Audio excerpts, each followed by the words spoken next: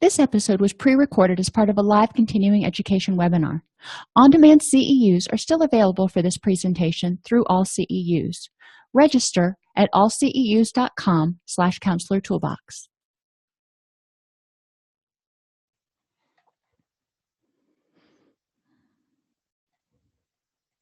So I'd like to welcome everybody to today's presentation, Treating Opiate Addiction, Why So Many Clients Relapse.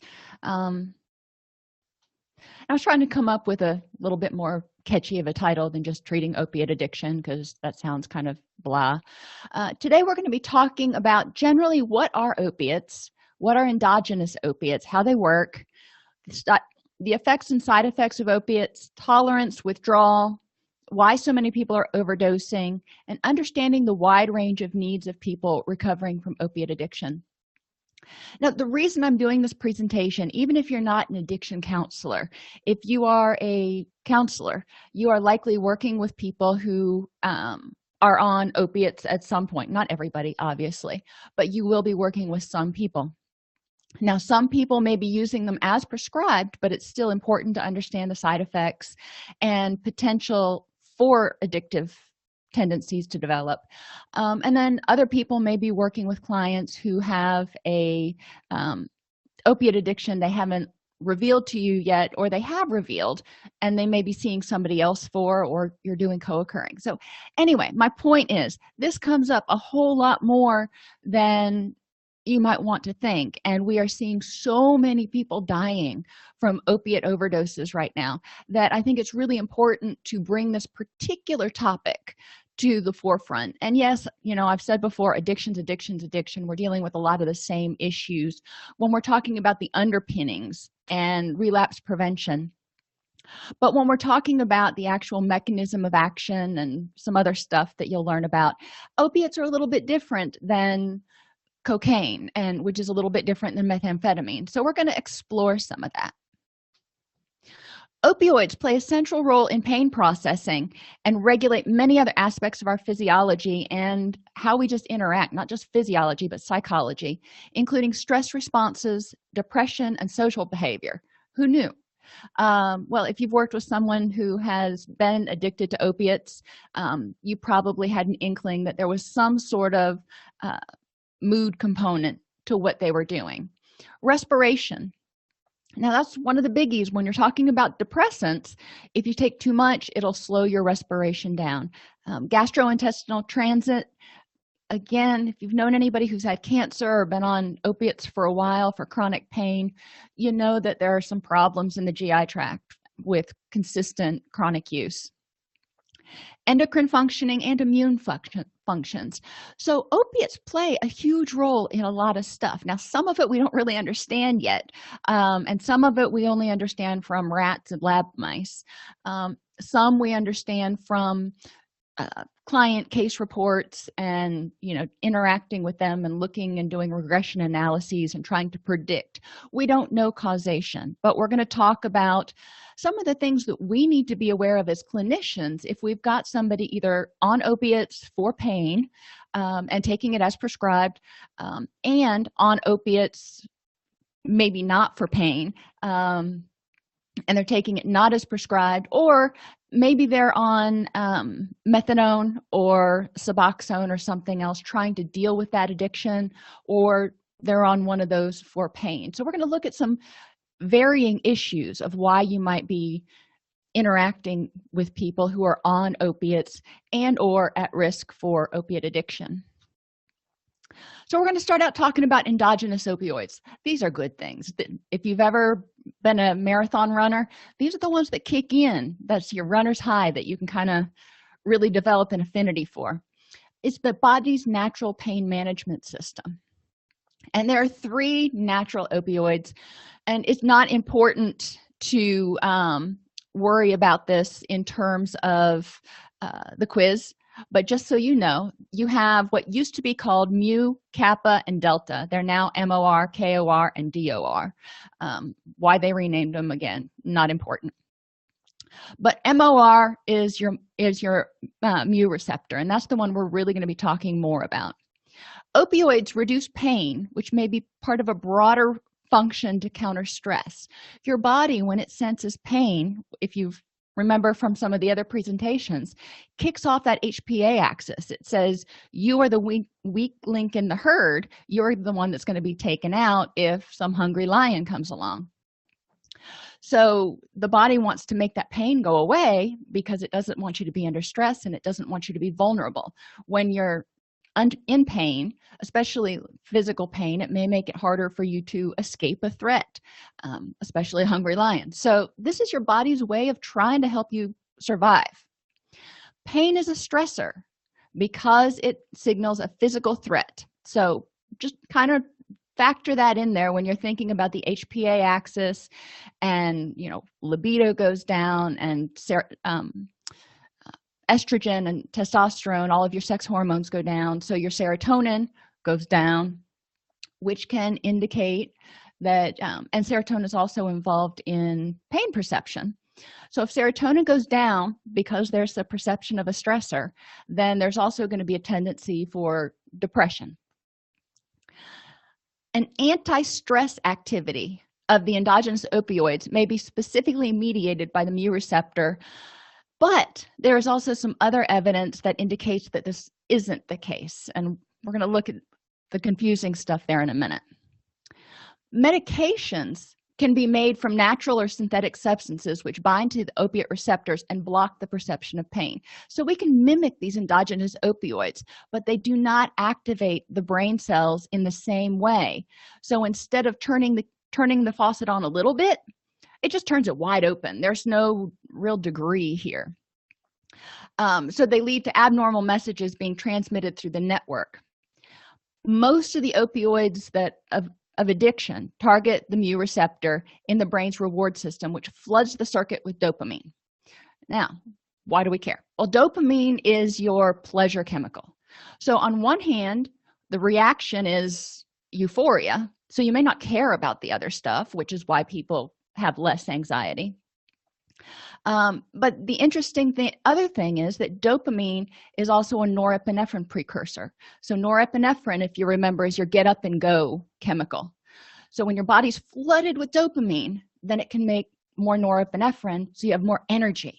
So you may feel more enthusiastic, you may feel like you can conquer the world, which is why a lot of people that I've worked with report when they're on opiates, they feel kind of like their uber selves. Then you have some other people who take the opiates and they say it's sort of like their screw it drug. They take it, they just don't care. They're just like, whatever, it's all good. So depending on the reaction, depending on your client's baseline psychological state, there may be a slightly different reaction. So how do people get addicted? And I refer to it as the chicken and egg dilemma. Precipitation. So if somebody has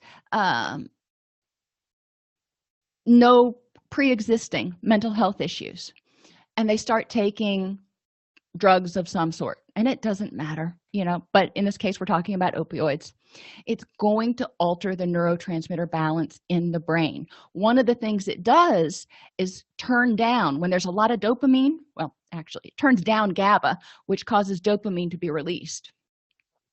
So GABA, is your anti-anxiety chemical. So if you're turning down GABA, so more dopamine can be released, then when the dopamine's gone, there's less GABA, so there's more anxiety. So someone may return to the opiate in order to self-medicate that anxiety. And we've also got a lot of other stuff going on with the serotonin systems.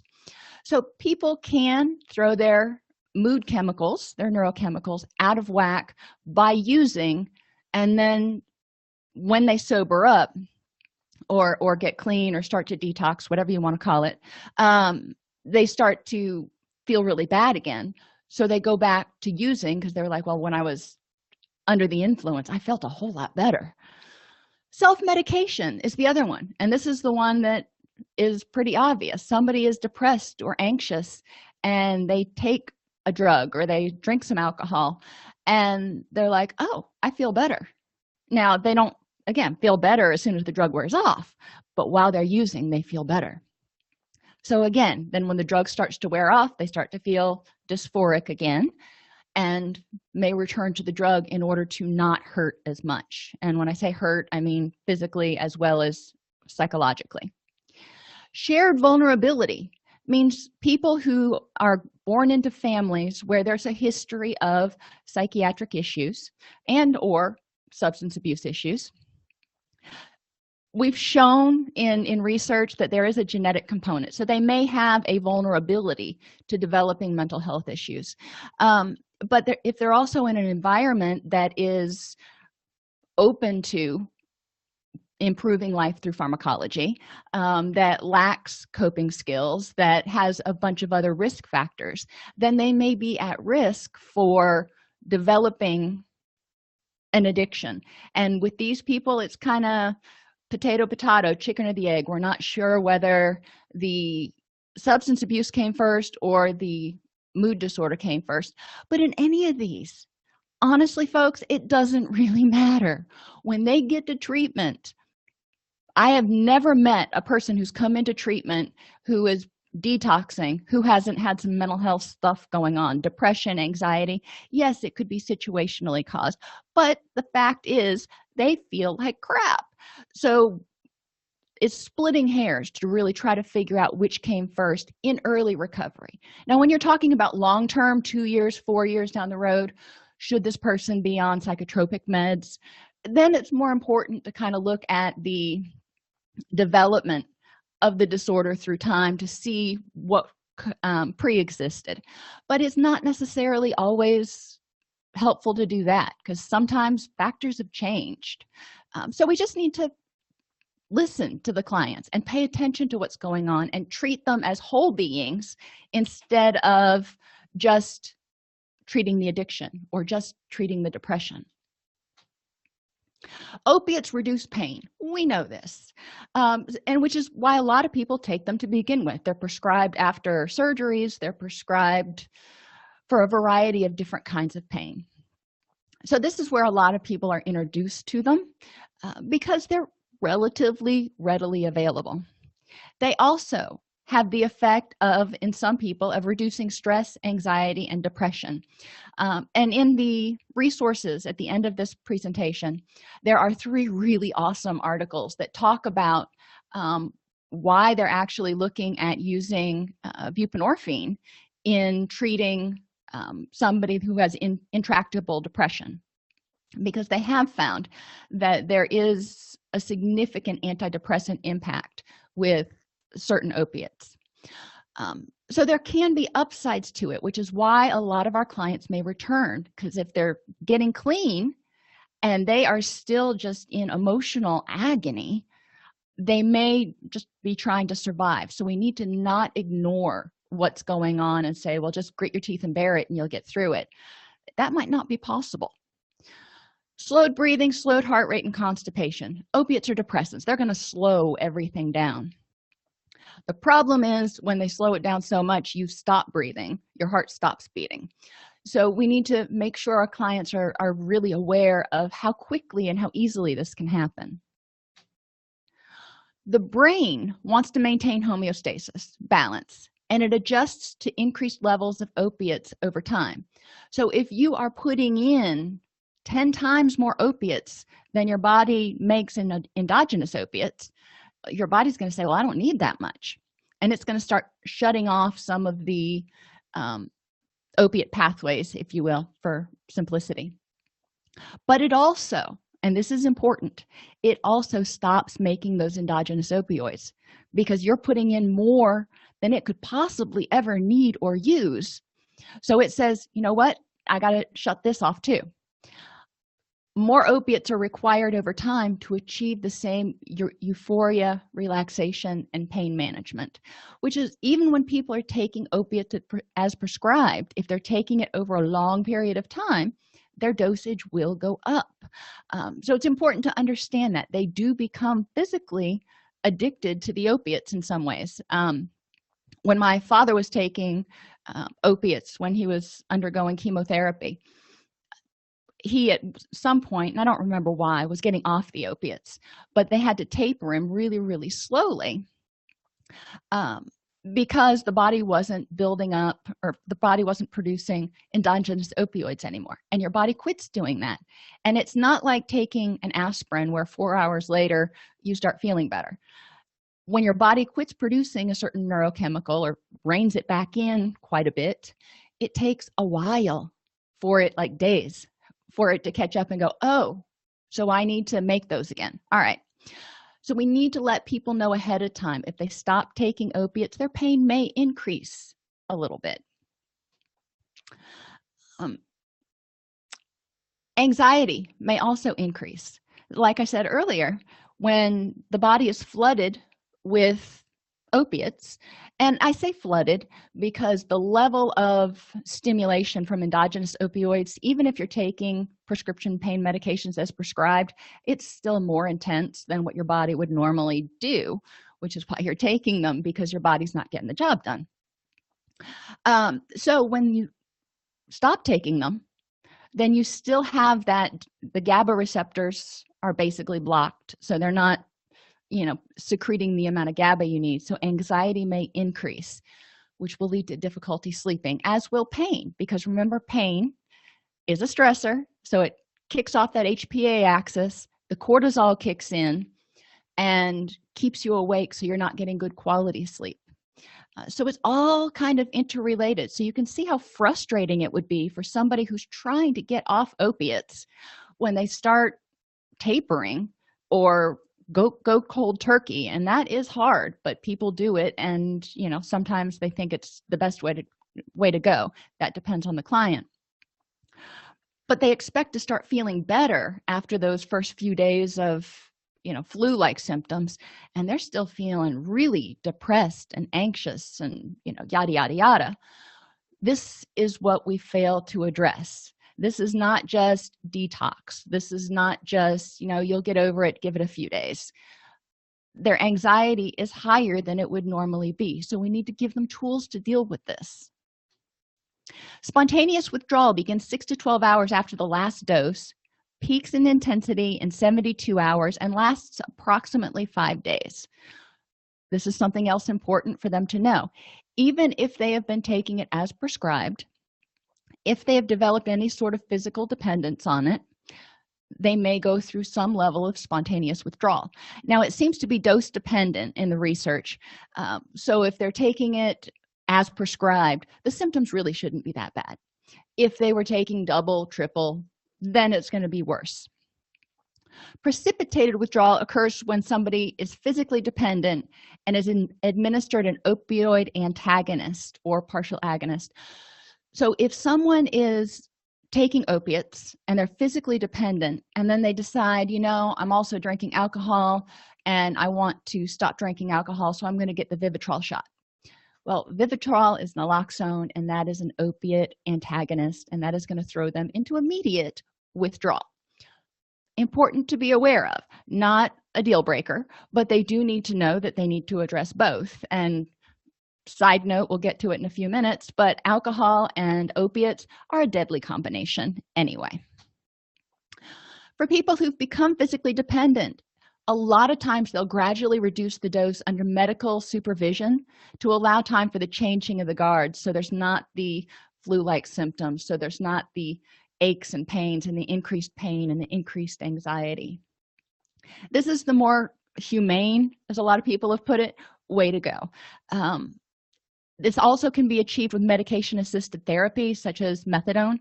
So they may switch over from heroin to methadone, find a level of methadone where they're not having withdrawals, and then they will slowly taper from there. The same thing can be achieved with Suboxone. So medication-assisted therapy is not necessarily a forever and always thing. It may be to help someone taper off in a kinder, gentler fashion to reduce the risk of relapse, to reduce the agony of the initial withdrawals. And it can take 18 months to 2 years. It's a slow taper.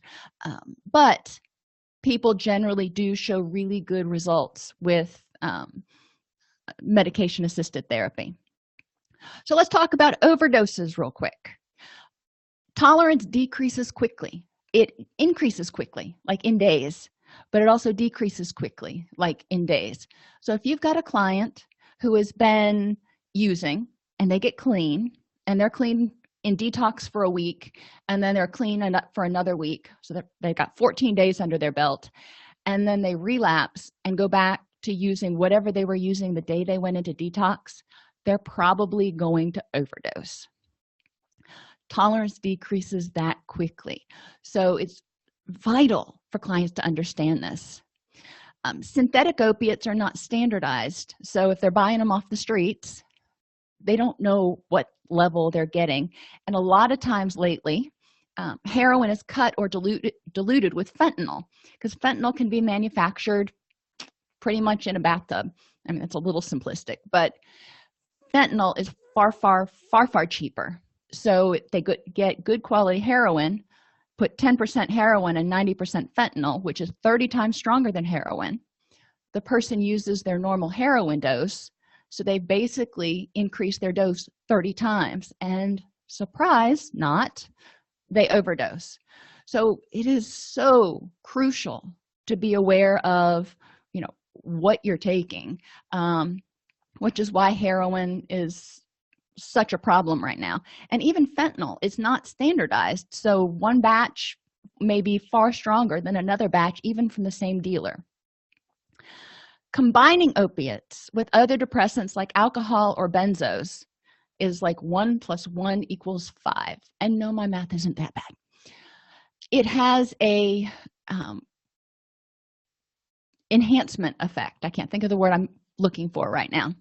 But if you can take a certain amount of a anti-anxiety medication, Xanax, Valium, whatever, and feel okay, feel good, and you can take that's a certain amount of opiates and feel good, if you put the two of them together, that could be enough to suppress your respiration. So you've got to remember not to combine any kind of depressant, and that includes over-the-counter herbs like valerian and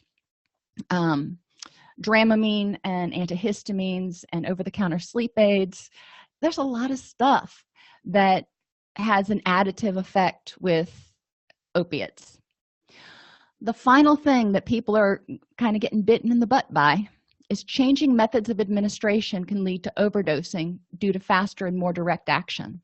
So if you've got somebody who wants to keep using a certain drug, but they don't want to spend as much money, or they don't have access to as much, they may choose, or they want relief a lot faster for some reason than they would get maybe from orally.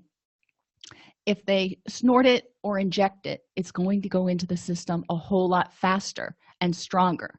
It's kind of like a bull through a china shop, and it could lead to respiratory arrest and death. So it is so easy, which is why it's important. And little public service announcement, many pharmacies, CVS and Walgreens, in most states now, you can buy over-the-counter naloxone, which is your opiate recovery thing, and it's a nasal spray, so it's not an injection. So you can buy that without a prescription.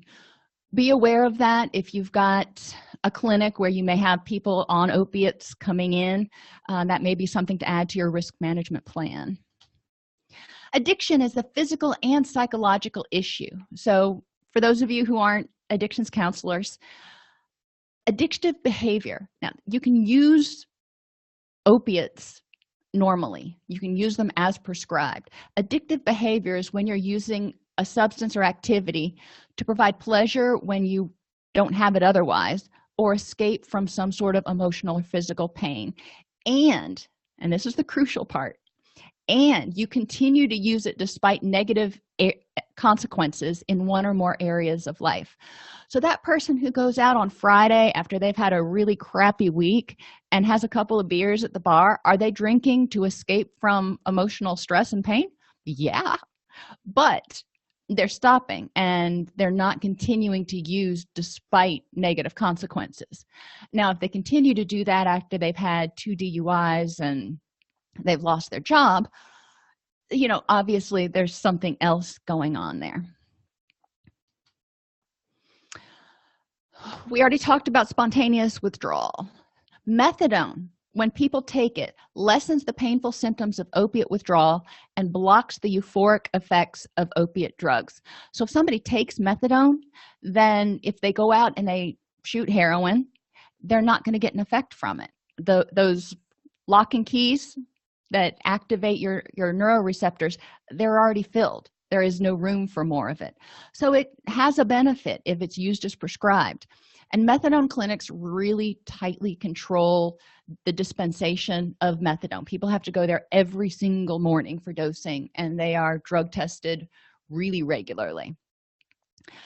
Full agonist, which means methadone goes in and fully opens that synapse there. So it's not giving you a partial high. If you take enough of it, it's going to give you a high, which is another reason why it needs to be controlled and not diverted, because we don't want people getting high. We want them being able to tolerate life and then stepping down. Methadone is also used for some people for chronic pain. So do be aware that if somebody says they're on methadone, it doesn't necessarily mean they were addicted to painkillers. It may be a choice that they made because they have got some sort of intractable chronic pain. Buprenorphine, or Suboxone, basically, is a partial agonist, meaning it activates the opioid receptors, but only part of the way. It's a ceiling effect. So you'll get so much of a high off of it, and then at a certain point, no matter how much more you take, you're not going to get any more of a euphoric feeling from it. They created Suboxone because they wanted to be able to allow people to not have to show up every day for like methadone dosing. Suboxone combines buprenorphine with naloxone. Now, naloxone isn't activated unless the person tries to inject it. So when somebody takes it orally like they're supposed to, no problem. They will get the mild euphoria that they're looking for. Now, there's a lot of controversy about whether you should take or whether one should take medication-assisted therapy. And that is going to be a decision between the client and the clinician and the doctor about what this client needs in order to best prevent relapse. And like I said, a lot of people are on medication-assisted therapy maybe for 2 years, but then they are detoxed off of that. They are in it long enough to get a handle on their new coping skills, to get their life in order, to get stuff together so they're not at risk of relapse, or at as much of a risk of relapse. Addiction, again, is about escape from intractable pain or a life devoid of pleasure. So think about waking up every morning and just being clinically depressed or in physical agony or just whatever, I don't care. And I think we've all, and the old term was dysthymia. I still haven't gotten with the new DSM-5 term. I think it's repeated depressive disorder or something. But it's not a way people want to live for the rest of their lives. Stopping the substance generally doesn't change whatever that pain is or that lack of pleasure is that the person is dealing with. So that's where we need to go in and say, what is the underlying issue? When somebody gets sick, the wound analogy doesn't really apply here. When somebody gets sick, we need to figure out what's the underlying pathological cause of what's going on. Is it a bacteria or is it a virus? That's the first thing that we need to look at, and then kind of move on from there. So we need to help people figure out, why were you using? What were you hoping to accomplish? Or what can we do to help you so you don't feel the need? Opiates cause the brain to dump dopamine, producing pleasure and blocking physical pain. So if there's this little Eden out there that you can see that you're like, if it could only stop for 4 hours or 2 hours, sometimes that's enough for people to be enticed to it because the feeling is so bad at first, and then it progresses to the feeling out there is so good that it's hard not to want to go there again. Opiates provide relief from pain, depression, and sometimes anxiety, and activate the dopamine system. Pre-existing mental health issues may lead to self-medication, and opiates alter the brain chemistry, so the person feels worse than they wear off and they crave that dopamine rush. It's a slippery slope when people start taking opiate medications, especially if they've got pre-existing depression or anxiety, and they take it. Even if they're taking it like after oral surgery or something, they may feel a feeling they've never felt before and be really attracted to it. So it's important to educate your clients about what's going on and have them be open with you if they don't have a problem with opiates, but then they start taking them for some reason and they start to feel this desire to have them more. We can intervene early, but we want to open those channels of communication. So comprehensive care addresses their mental health issues. Almost above substance abuse issues, we need to make sure we address the depression and anxiety and physical health issues that are precipitating and maintaining that brain neurochemistry imbalance. They need to get good sleep. They need to get good nutrition so their body and brain can repair itself. And we need to figure out, why is the system wonky? And I use wonky for pretty much anything in the DSM. We need to figure out what's going on and help them address it in some way other than using opiates. Employment and finances can be a big issue, especially if people are on medication-assisted therapy. There may be some caveats to them being able to get a job because they're on methadone. Housing, people need good housing. Now, not all people who are using opiates or even who are addicted to opiates end up homeless, but it's important that the housing that they're in, the environment that they're in, is safe. They're not living in a apartment where 3 of their roommates are on various opiates or something, where they can access it really easily. Examine the need for social skills and support training, especially in terms of interpersonal effectiveness skills, identifying what you need, effectively communicating, asking for it, setting boundaries, and getting your needs met. Relationship skills. A lot of times people that we're working with who have anxiety, depression, addiction issues have some self-esteem issues, so their relationship with themselves, and they also often have relationship issues with other people, trying to get external validation and approval, fear of abandonment, lots of stuff that you normally see. A lot of people with addictions are not really that much different than the quote run-of-the-mill mental health client that comes into the mental health clinic, except for they have found one way that they can survive their pain. Unfortunately, that way tends to make other things worse. And parenting skills. Most of us could benefit from a little bit of a manual on how to raise youngins, but a lot of us also need to look back at how we were parented and reparent ourselves, being less critical and more accepting and all that self-esteem stuff. We want to educate people on the fundamentals of addiction. Even if they don't have it, I think it's important that people be aware of, these are the signs that a behavior or a substance may be becoming a problem. Because you'll find that people, even when they are in recovery from one addiction, may start evidencing signs and symptoms of other addictions. So they may switch over to more of a behavioral addiction. The next thing we need to teach them is how to communicate, how to talk with other people about what's going on, how to be assertive and not aggressive or passive for that matter, and that goes back to interpersonal effectiveness. We need to help them learn coping skills.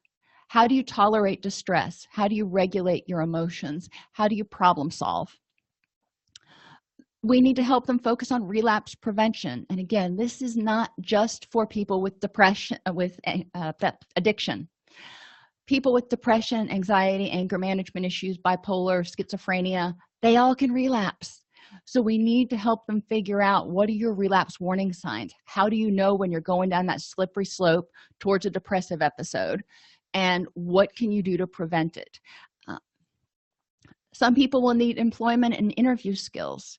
If people are able to provide for themselves, work and put food on the table and not have to worry about if they're going to keep their lights on, there's going to be a lot less stress. Less stress means a happier person, means less chance of relapse, depression, and anxiety. And we want to address cognitive distortions and irrational thoughts, and that kind of goes along with all the rest of this stuff.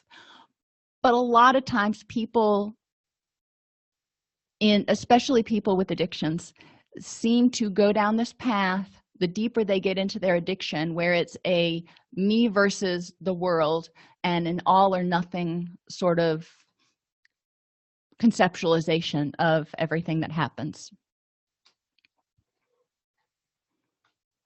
Medications to be considered. Now, we don't have to just consider what we typically call medication-assisted therapy, which is methadone, Suboxone, Vivitrol, antabuse, those sorts of things that are targeted specifically at alcohol or opiate recovery. We also want to consider mental health medications. If someone is using because of their anxiety, we may want to look at having them talk with their doctor about SSRIs or something that is preferably not a benzo, that can help them feel less anxious, less compulsive. And there are a variety of medications out there.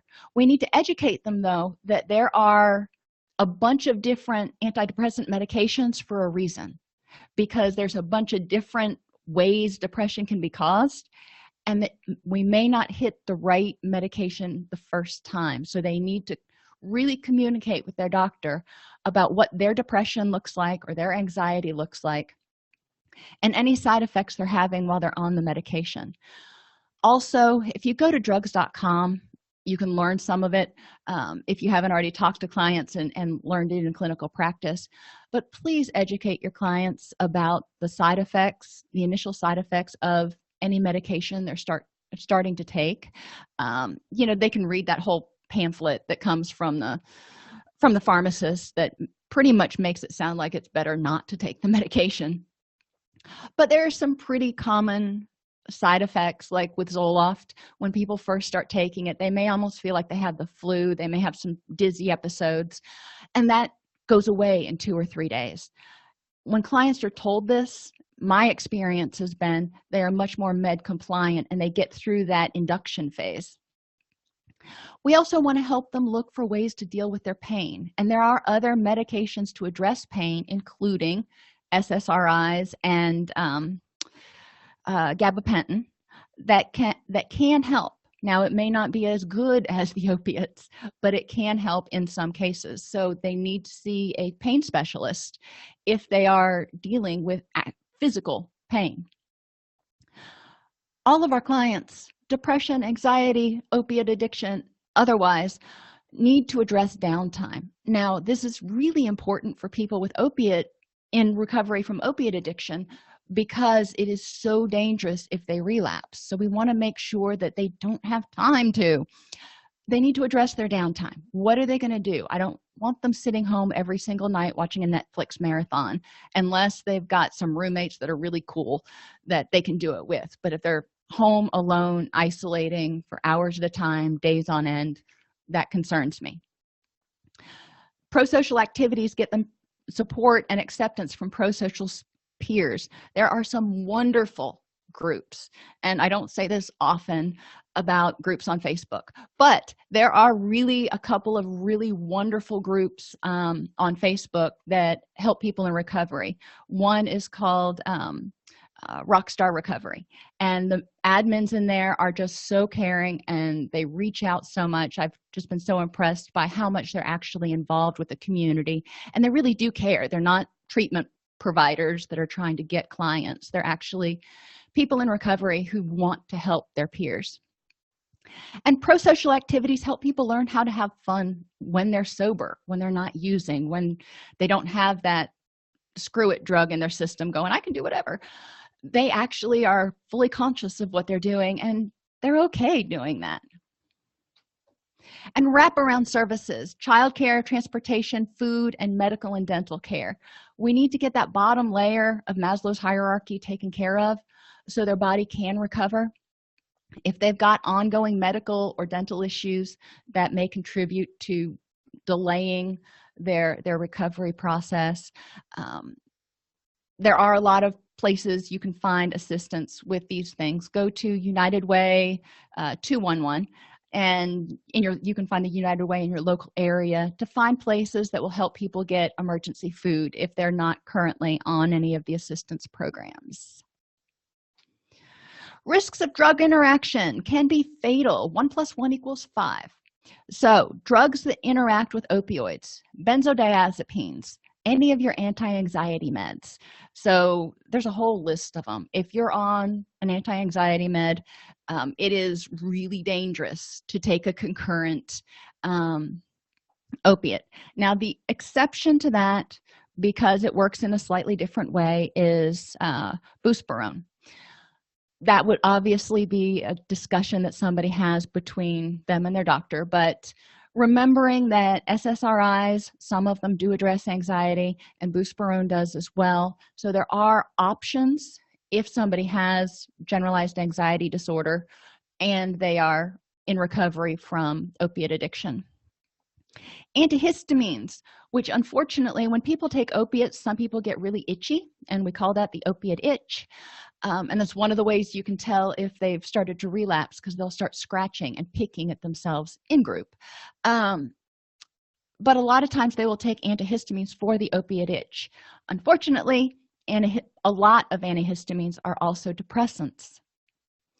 Muscle relaxers like Flexeril are depressants, and obviously if they're relaxing muscles, the heart is a muscle, so you could have some potentially negative consequences. Sleep medications, everything from Lunesta to over-the-counter sleep medications, which oftentimes are antihistamines, not good, potentially deadly. Alcohol, we've already covered that. It's a depressant. Don't combine it with opiates. It could be potentially deadly. Another thing a lot of people don't think about is paint fumes. Now, there are a lot of people who work in the construction trade who have been injured, who may be on opiates by prescription, but exposure to paint fumes without adequate ventilation. Paint is a powerful depressant. Now, obviously, it's a lot more powerful if you're huffing it, but if exposure to it in a small enclosed area can interact with the opiates and create a potential medical emergency. And any sedating over-the-counter herbs, like I said, especially, I don't know all of them, but I know valerian is one that's known to be extremely sedating. Psychosocial problems that decrease patient success. They've done the research. Lack of stable housing. People need to have a safe place to lay their head every night so they can get good sleep, wake up, and have the energy to face the day. Non-existent or dysfunctional family relationships. A lot of us have those. So it's a matter of figuring out how to define family. It may not be your blood relatives. So who is your family? Who can you call at 2 a.m. if you're really struggling? And reach out. Encourage people to find some sort of support system. That may start in a 12-step group, that may start in a church group, who knows where that's going to start for somebody.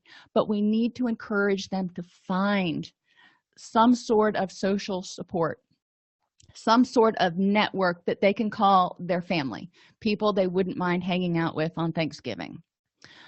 Poor social skills.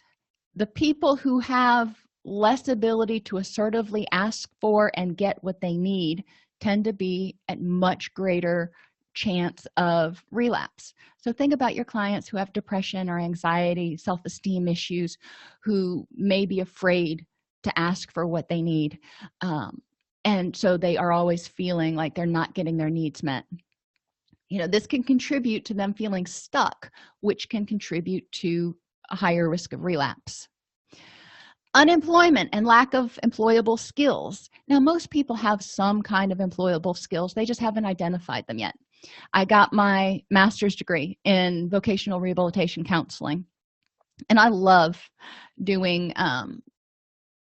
job placement and vocational placement. I think it's really awesome to help people figure out what they like doing and help them use what they're good at. People can go to their local workforce development center, meet with counselors, figure out what they can do. A lot of times there are training programs that they can get into that will help them get a high wage, high demand job, especially if they've got kids. But encourage them to go and look and see what their current opportunities are. Now, if they have a history of criminal infractions, if they have a history of poor employment, not staying somewhere long, getting fired, any of that, which may make them a hard to place employee, there is a government program that helps people get bonds. The government pays for it. The person has to go out and find the job, but once they find the job, then the employer can go to the workforce development board and they'll have a meeting and they can get a bond for that employee for 6 months. So the employer is not at risk if the employee should not stick around or do something wrong. To improve patient retention, individualized medication dosages. Now, obviously, this is true with medication-assisted therapy like methadone and Suboxone, but it's also true with your antidepressants. I've worked with too many situations where the physician was determined, we're going to start here and you're going to stay there for 3 months before we look at increasing your dose. And I've worked with other physicians who've said, we're going to start here, which is whatever the normal baseline is. Let's reassess in 2 to 3 weeks. Tell me how you're feeling, and then we'll see about, maybe increasing the dose at that point, even though it may not kick in for a full 6 weeks. So they're willing to work with the person a little bit or give them something that will help take the edge off in the meantime. Clarify program goals and treatment plans. What are you working towards, and when is this going to end? So a person's not just going, well, I'm in treatment for who knows. What do you want to do? Where are we going? How are we going to get there? You wouldn't go on a vacation without knowing those things. Why would you go into treatment not knowing those things? Simplify the entry process. When clients are ready for treatment, they're ready for treatment yesterday, but they may not be ready tomorrow.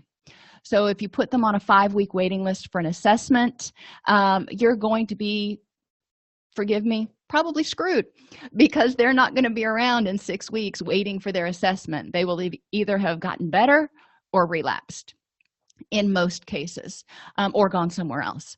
So you want to simplify the entry process. If your agency would consider doing intervention level groups to get people into, so they are having contact and at least getting some sort of input and monitoring until they can get an intake for the full program.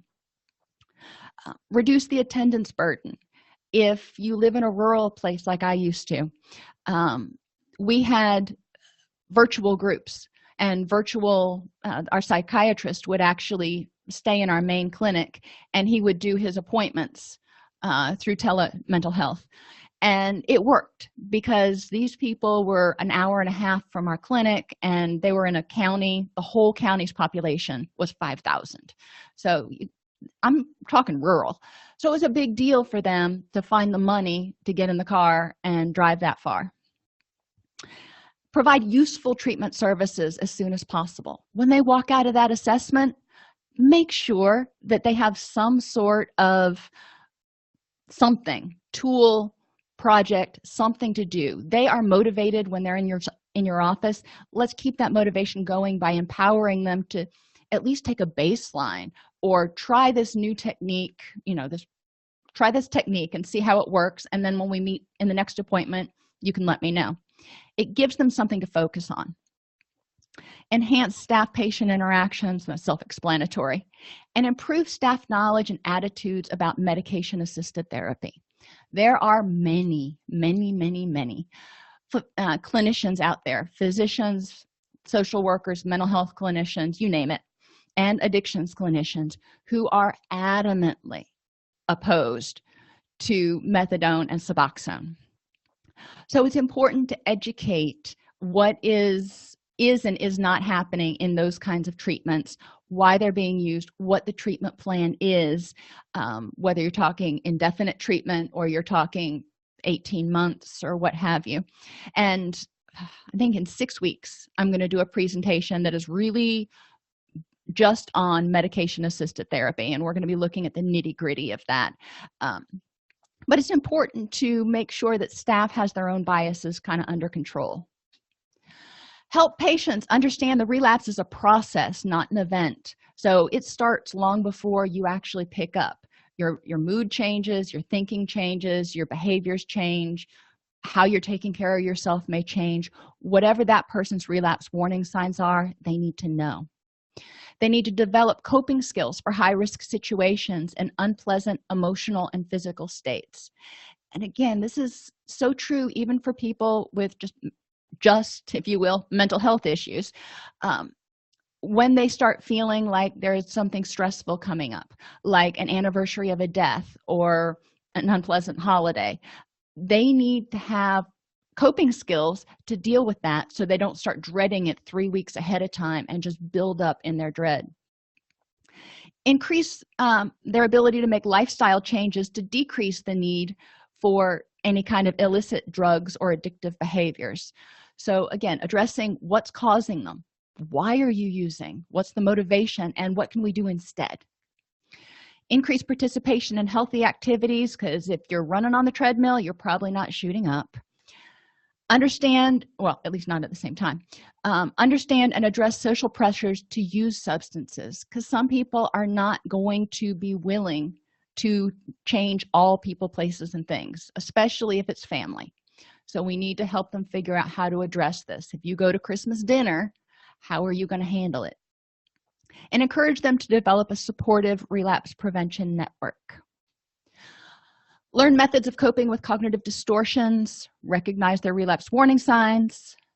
If they're addicted, encourage them to combat memories of drug abuse-associated euphoria. So how good it was when they were using, because it's easy to forget the bad. Just like when you're in a really dysfunctional relationship and you get out and it hurts, and you may focus on how good it was and forget all the bad stuff for a short period. So encourage them to remember the bad with the good. I mean, we're going to acknowledge that there were some upsides to it.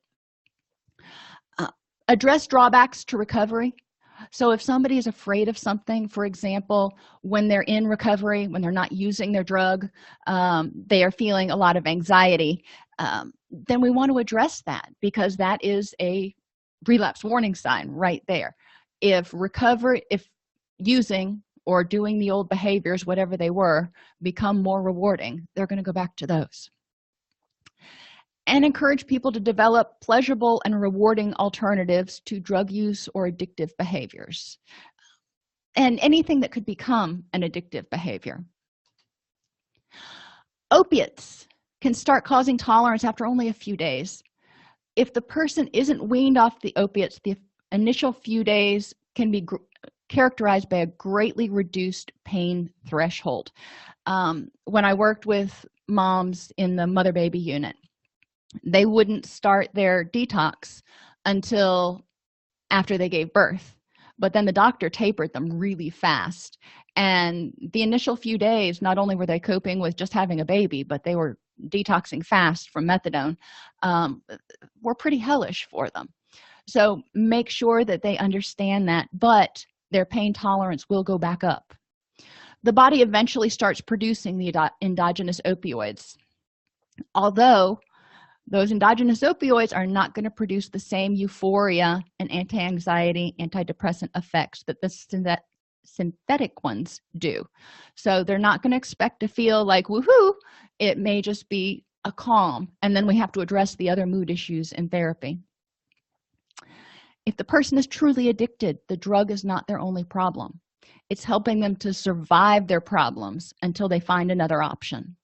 They want to survive. They want to live. If they're in your office trying to get better, you know they want to live. So we need to figure out how to help them do that. I told you there were some resources. These are the three really awesome, pretty run-of-the-mill journal articles. They're not super duper technical where you need to sit down and say, all right, it's going to take me 30 minutes to get through every page because it's so clinical.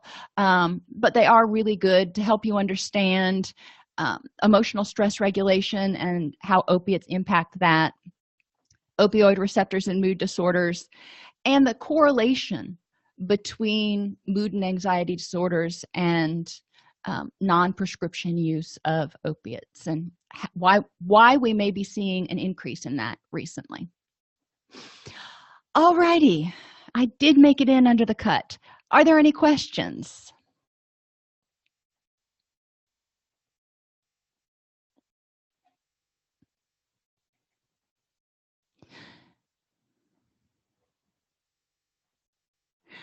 I will need to look as a viewer when I go into I'll go in after this and see what you're seeing. On my participants window, I have two tabs. One says panelists and one says viewers. So I'll need to go in and look and see what you're seeing to see how you see the other people that are involved. If you enjoy this podcast, please like and subscribe either in your podcast player or on YouTube. You can attend and participate in our live webinars with Dr. Snipes by subscribing at allceus.com/counselor toolbox. This episode has been brought to you in part by allceus.com, providing 24/7 multimedia continuing education and pre-certification training to counselors, therapists, and nurses since 2006. Use coupon code Counselor Toolbox to get a 20% discount off your order this month.